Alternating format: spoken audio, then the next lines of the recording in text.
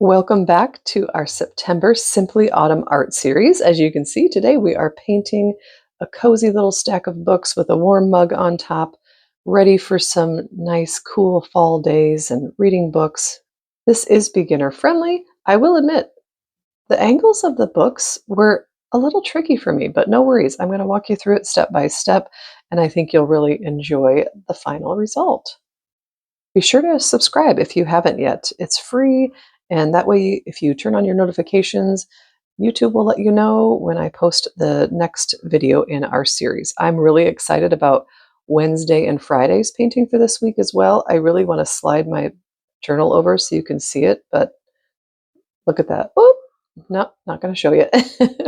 But I love Wednesday's painting. It's just, I love it. And then Friday's painting is super, it's just a quick win, okay? It's going to be very fast, and I think you'll enjoy and appreciate a quick win. Okay, let's get into it. Like I said, the angles of the books were a little tricky for me, and so I'm starting with a pencil sketch that will just help me out here. It just doesn't come naturally to me to see angles in my mind and then make it make sense on paper. So it might have helped if I put a stack of books in front of me now that I think about it. I didn't have a video to go off of or anything like that. So hopefully you'll be better off if you're like me and need a little help with that. So just put a little few lines in the book just to indicate the pages. And now I just penciled in the covers of the book. These little thin lines that I added. And then we will draw in our next book. It's really going to be a stack of rectangles when you look at the big picture, but then we're going to add these angled parts to show that it's kind of a wonky stack of books. And so, yeah, you can see I'm just doing a slightly diagonal line that will make sense, hopefully a little bit. Maybe it already does make sense to you. It was not looking right to me, but I just kept going. And that book that I just did, the one I'm doing now, and then the last one are all going to have the spines facing us. And so you probably saw that in the thumbnail before you clicked on this. But same thing, just a couple parallel diagonal lines.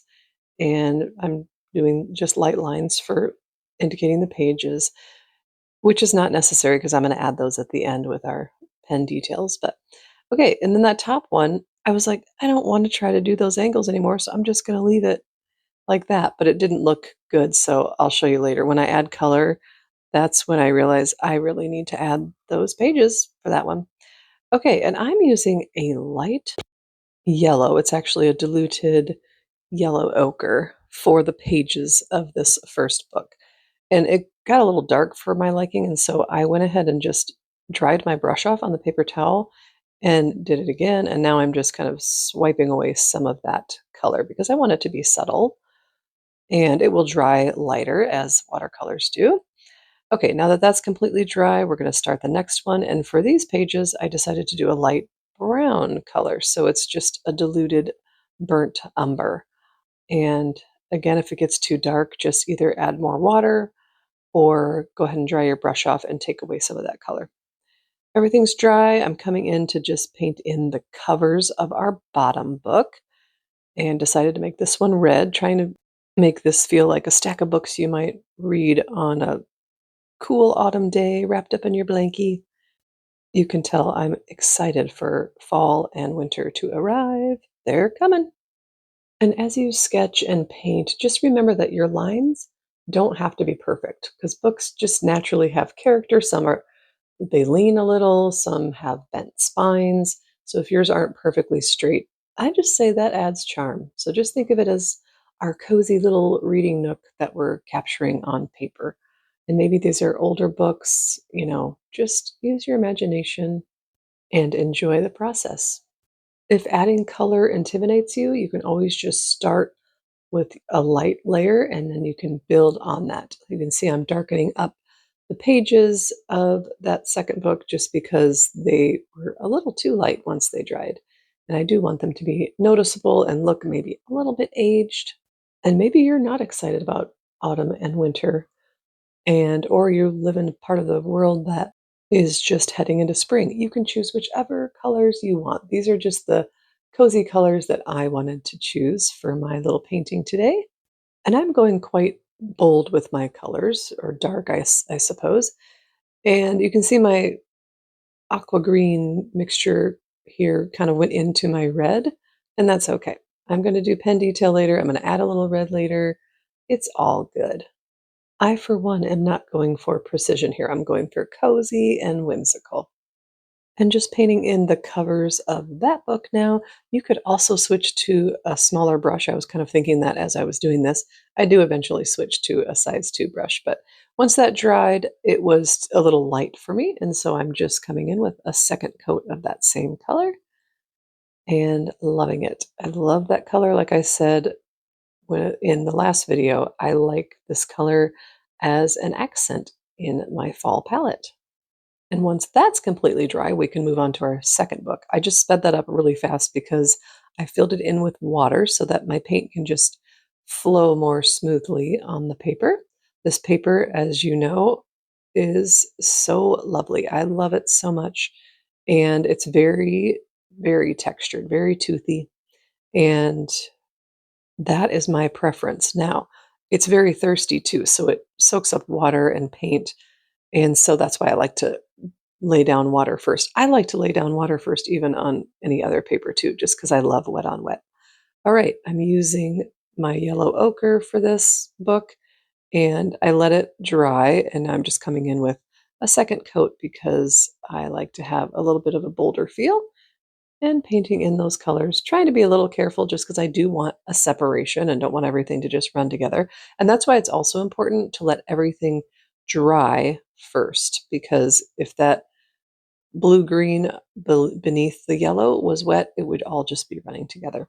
Same for the top book. I just filled it with water first, and I'm painting this one with burnt sienna to start with. I kind of wanted this top one to be a journal. I don't know.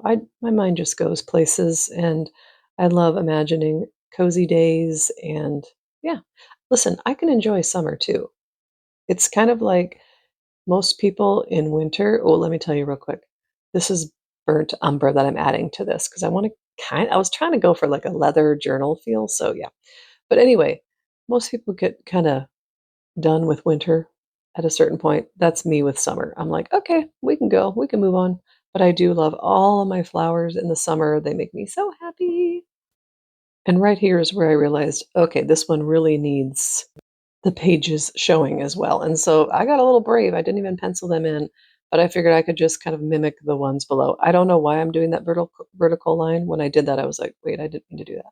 So I would skip that step if I were you. Doesn't matter. You can't really see it anyway when all is said and done, but just kind of tweaking that until I like the length of it, and then I tweak it some more. But loving our stack of books so far. And I'm just continuing to tweak here. I'm thinking it looks a little short, so I'm going to lengthen the covers a little bit. And yeah, we will be coming in and adding some more detail. I've let that completely dry, and I am just filling in the pages. It got a little too close to the color of the journal that I painted, and so I just added a little water to my brush to dilute it. And now I'm just speeding this up because I'm going over that red book a little bit, just kind of darkening that up. And now for our mug, which you would think would be easy, but for some reason, I have an issue with drawing and painting mugs. They're always super wonky, which of course, that's usually my goal, but I never quite like how I do them. So I penciled it in, and I still don't like how I did it. So it's okay. You know what? Look at that. That's fine. It's wonky, but I decided to erase. And let me tell you, this paper is not very erasable. So keep that in mind if you ever get this sketchbook. And just kind of tweaking the shape of the mug and make it whatever shape you would like. And just coming in with some water. There's a little bit of red on there, so it looks pink, but that way you can kind of see what I'm doing. Just filling it in with water so that I can play with wet on wet a little bit more before we finish up here. And now I've got my red on here. You can use whatever red you would like. I'm using Winsor & Newton paints, and this particular color is alizarin crimson. But see how the paint just moves way more smoothly and freely when we have the water laid down first. I just love it. I think it's so fun. You could take your time with this. You can just do a fun wonky shape and be done with it. Oops, I got some in the book. So yeah, used my finger. Look at it can be a good tool in our art practices, right? I know I've shared before that wet on wet painting is just super relaxing for me. And I'm going to add even a little bit more here while the mug is still wet and just kind of tap it in and let it spread around and help it spread around. You can leave some leave some lighter spots for a reflective look. In fact, it could just be done right there, but I'm just going to go darker yet because I want it to just look really rich. I want this to just be extra rich and cozy when all is said and done. You see the difference that makes just adding more paint to it? Again, we could stop right here. That's kind of some nice shading, but I keep going. And I am leaving a little bit of a lighter spot there just as a little reflection and darkening up our handle as well. I could have left that too because that looked like a nice reflection, but I kept going. And this, I'm just tweaking the shape even a little bit more, overthinking it. I do that sometimes, you know? Okay, I think we're at a good stopping point. Everything is completely dry, and we're coming in with some pens. This is a Micron 005 size. I usually do 0.5, but this is really small, and I wanted that especially for these page lines. You see how nice and thin that is? And I'm kind of just adding little edges to the pages, kind of just little, you can see what I'm doing. I don't know the word, jagged edges for our pages, and love the look. And we'll just do that on all four books. And I'm pretty sure you can see here that this part I am not overthinking because I'm just scribbling some lines in there, doing the little edges, and just having fun with it. I love pen details. I think it just makes everything pop and stand out. And now I am switching over to my regular 0.5 size, and I'm going to outline everything. And I will speed you through this because I'm literally just outlining everything. You can pause it here if you're painting along, and also, I think it's satisfying to watch it in full speed and kind of watch everything start to pop with our line details. I really love this part because I think it just pulls everything together. And you don't have to trace your pencil lines too stiffly. Just let your pen wiggle a little bit. And yeah, the imperfections give it personality, you know? All right. I just added some white polka dots on my mug for some interest and some charm. And I'm using my white gel pen size 10. And you can see using the white and black pens to just do some little scribbly lines, little details on the books, just whatever you see fit. Just trying to give them a well loved, charming little look. Then I decided to add a bookmark coming out of the yellow book. And this is where somebody who was watching me, a dear one of mine, said that it looks like a giraffe because it looks like a giraffe's tail and the book is yellow. So, look, that's fine with me. Adds more whimsy as far as I'm concerned. But yeah, you can add that in or leave it out. Now I've just got a little sticky note piece of paper I've ripped up because I'm going to do some splatter for our finish. And I kind of wish I would have just painted in a background, but the splatter is fun. Splatter's always fun. And I just use my little swatch card to protect the next page of our sketchbook. And that way we can just splatter away to our heart's content. And I just used the one color, which is the aqua green. You could add all the colors of the books if you wanted it to be extra colorful. And yeah, just trying to get everything in there. And once I removed the paper, I kind of noticed some white areas that were just a little too blank for me. So I'm just dotting in some more little splatter. I guess it's not really splatter at that point, but. And there we have our cozy, whimsical autumn stack of books with our warm mug on top. And I hope that you enjoy this. If you paint along with me, you know I love seeing your creations. So I hope to hear from you, and I'll see you Wednesday for day 8.